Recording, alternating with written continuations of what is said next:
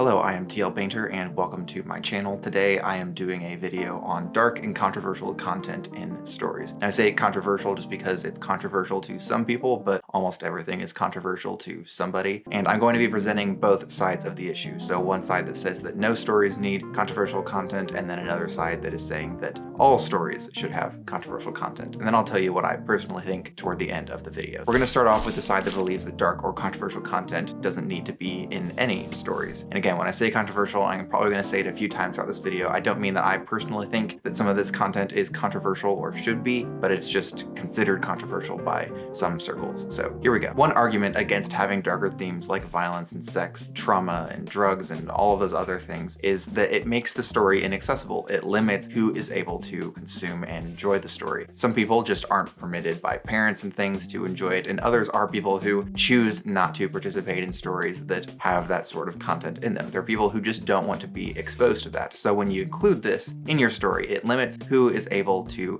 consume the story, whether it is a book or a movie, a show, or even a game. There are some people out there who will never play an M-rated game and who, when they see an M rating on a video game, say, well, I'm just never going to play that, and neither are my kids. So when you add this content to your story, it limits the audience and means that some people just aren't going to be able to participate in that story and won't be able to participate in the discussions therein. Another thing to consider before you just dismiss that entirely and say that, well, those people are making their choice and that's that, is to consider the fact that some people probably can't participate in those because it might bring up something traumatic for them and may make it really challenging for them personally if they sit down to enjoy that story. So when you have such dark themes in your story, that means that somebody is going to come across that and think, okay, well, if I consume this story, if I watch this movie, or if I read this book, it's probably going to bring something up for me and might trigger some response in me that I don't really want to experience. So I don't think that I should be watching or reading this. I need to stay away from it. And that means that somebody who probably otherwise would have enjoyed the story is not going to be able to. Another common argument that you will hear against having darker content in the story is that it's completely unnecessary. You don't need that content in the story in order for the story to be there. You could completely cut it out and you would still have a decent story left over. Now, maybe some things would be missing, but for the most part, if you just cut out all of the graphic sex and violence and gore and all of that, then you would still have a pretty decent story left over.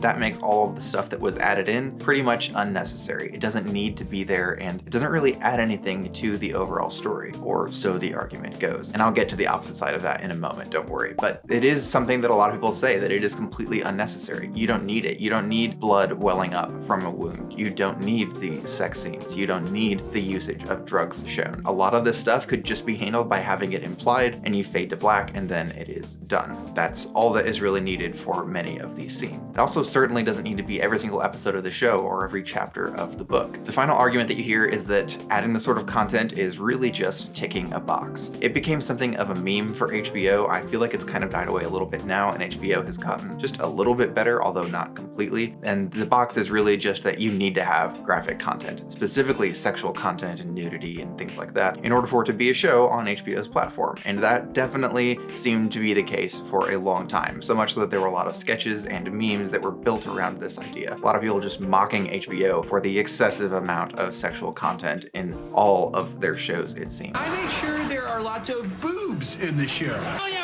no, I can't see any butts in this! And this kind of left the impression that anytime that you add that to a story in general, it's really just you trying to tick a box, whether it's an executive saying, well, you need to have this in your show, or it's you thinking that the industry requires you to have this, so you include it because you think it's what the people need or what they want, as opposed to you telling the story that you really want to tell. So when you add this content, there's a perception that you're really just doing it because it's what's expected of you, and you may just be coming off as selling out. This doesn't just have to be if you're writing something for HBO. That's just a really extreme example because they really did go to extremes for a good while there. Personally, I think that it's kind of died down just from some of the newer shows that I've seen. It seems like it's gone away a bit, but it was definitely really obvious in some of the earlier seasons of Game of Thrones. I feel like mid-seasons of Game of Thrones were still really bad, and that was probably when it peaked at just becoming the worst and kind of turned into a laughingstock. For the most part, it feels like it's kind of gone away, and like this issue has faded, and yet there are still people who feel like it's definitely still present in a lot of stories and just in media in general, that you have to include this, you have to have it in your story, otherwise, you might not be successful. So it feels like it's just ticking a box is the third and final argument that I'm going to mention against having dark content in stories. It's just selling out, essentially. And now let's move on to the next part, or the opposite argument, where I'm going to talk about the case for having dark content in stories. The first argument in favor of it is that it allows you to have a deeper exploration. When you include darker content in your stories, it means you can explore some deeper themes. You can explore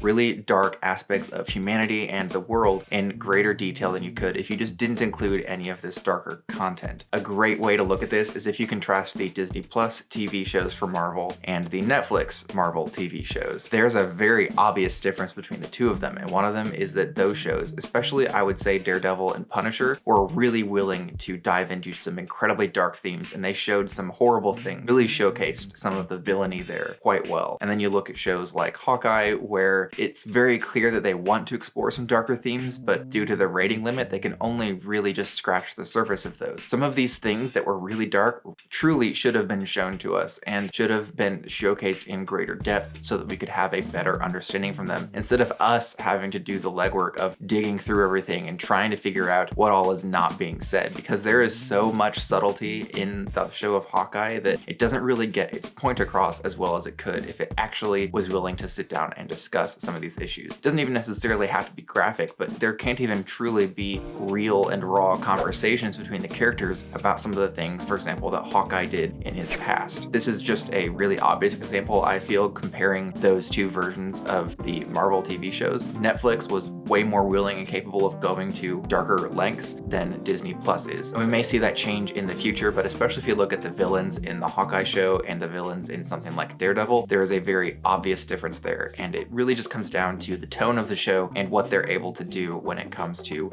dark themes. So when you completely remove dark content from your shows, it means that you're probably going to have a really hard time exploring some of these deeper themes, and your point may not get across at all. And then the next point is realism. These things really do happen. People use drugs, there is sex, there is violence, there is blood and gore in the world. It comes from somewhere. It's grounded in reality. And when you completely nix these, when somebody gets stabbed and there's just a little trickle of blood, then it's not very realistic, and it's kind of going to break immersion. It's not going to make us feel like things are truly as intense as they actually are, and it also leads to the stakes just not feeling all that significant as well. So when you add all of these elements to it that make the story feel a lot more real and powerful, it becomes more relatable to us, and we resonate a lot more with the characters. We start feeling for them and fearing for them. When you've seen a character that you loved beaten to a bloody pulp, the lives of your other characters feel a lot more fragile than they do otherwise. Whereas if you're not even willing to broach topics like death in your story, let alone truly cruel and violent deaths, then the stakes just don't feel all that high for the characters that are still alive. Especially if you just have an off-screen death and somebody is just gone, then it just doesn't feel like any of the stakes are truly legitimate. Like maybe we won't even see the characters die when they do, so anytime they're put in a dire situation, you might feel like, okay, well, they're not going to kill them because they really only do off-screen deaths in this show or in this book. And that can really be a problem for your show. It can greatly reduce the stakes, and then you eliminate all of the tension that is present in your show. Additionally, sometimes I as a viewer just don't want to watch somebody be brutally murdered. And so that also raises the stakes because I'm afraid that's going to happen. I know I'm probably going to end up having to watch this happen, and I don't really want to, so I hope that they get out of it okay. Now, maybe that's just my own personal opinion, but I feel like more realistic takes on things like violence greatly up the stakes for me. Now, this also can swing the other way, and it's especially true in things like the horror genre, where I feel like it's excessive, and at that point it kind of becomes comical when it comes to violence. If it's incredibly excessive and thus unrealistic violence, it's pretty much just as bad in a different way as opposed to having no violence at all. Honestly, I don't know which of those I would prefer. Probably no violence at all, because then at least more people could enjoy the story. But if you're going to have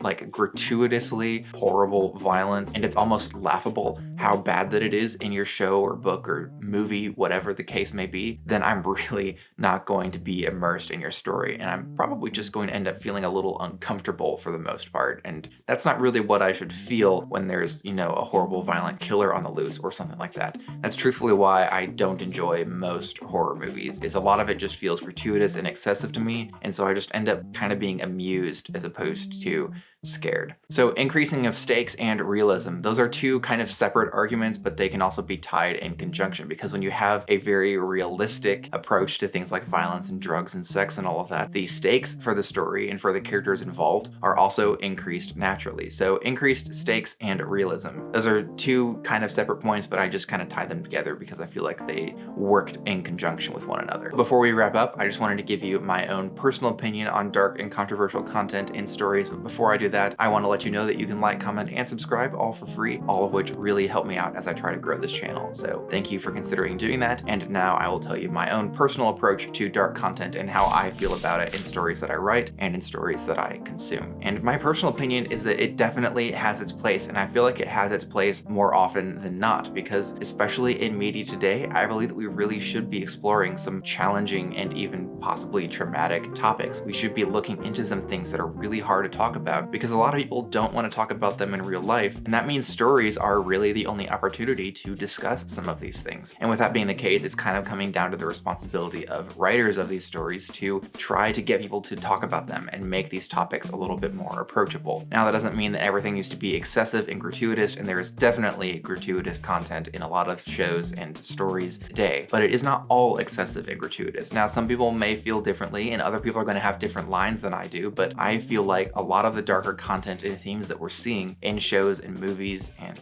games and books today is necessary, and I think that it adds a lot to the story, and it definitely helps me immerse myself more in some of these stories. Now, there are also some stories that add and include these and then nothing is actually gained from it, and it doesn't improve the story in any way, and I end up agreeing with the argument that says that it's unnecessary, and if you take it out, the story is exactly the same. And if that's the case, you should really just take it out, and then you can broaden your audience. So it really just kind of depends on the story for me. Some of them really do need and could benefit greatly from darker content.